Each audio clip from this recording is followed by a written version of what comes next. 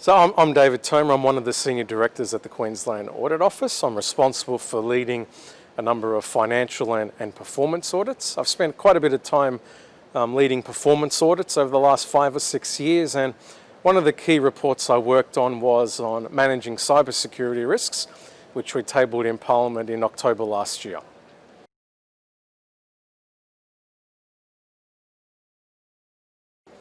Yeah, well, we've conducted 3 performance audits around cybersecurity, and the first one that we did was before the G20. And in that audit, we targeted transport control systems. Then before the Commonwealth Games, we targeted water control systems. Now, and then most recently, we looked at more general information assets in the report that we tabled last year.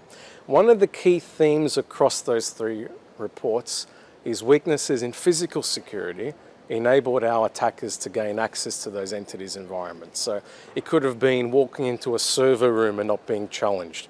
It could have been going into an office environment and employees allowing our guys to get in. And what these weaknesses in physical controls did was enable our attackers to connect their devices and then launch further attacks within those environments. The other important thing to think of in terms of protecting our critical infrastructure is the risk around legacy systems.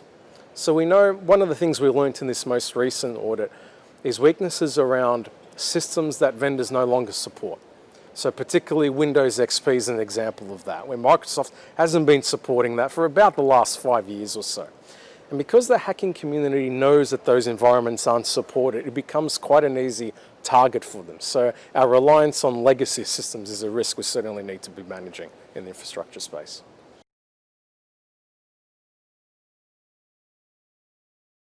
I mean, there are certainly various challenges faced by organisations that are responsible for controlling infrastructure assets, and those challenges really range from making sure we are strong in our physical security to make sure we're not allowing strangers into our environments, and making sure we're really managing the risk around legacy systems, because we know that some of those legacy systems that vendors are no longer supporting, they're a target for the hacking community because they know the vendors are not supporting those environments anymore.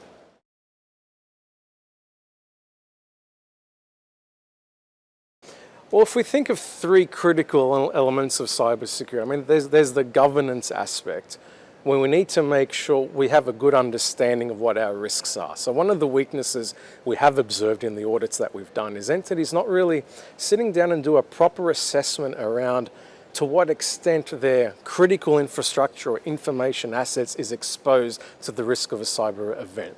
What we have seen in the past is entities having a very general risk in their risk register around, we could be hacked, we could be compromised.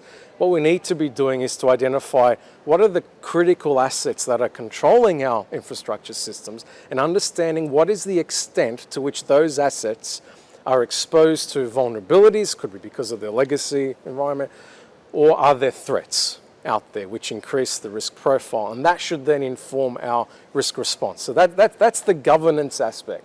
Then there's the technical controls. And really around the technical controls, what's really important is that we implement the Essential 8. So the Australian Cybersecurity Centre says these are the Essential 8 proven strategies for protecting organisations around cybersecurity. And I've heard one cybersecurity expert say in a conference, if you're going to do one thing around cybersecurity, implement the Essential 8.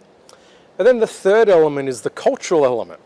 So cybersecurity is not just about the technical aspect. It's about the type of passwords we allow our people to use. It's about being vigilant when we see a stranger trying to access our systems. So actually building that culture, that security awareness is a really important part of protecting our organisations.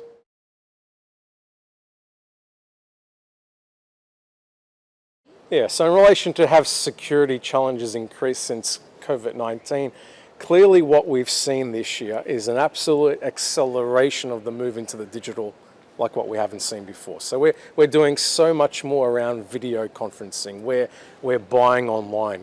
In a general sense as individuals and as a business community, we're doing more and more online. Added to that, we're working from home more.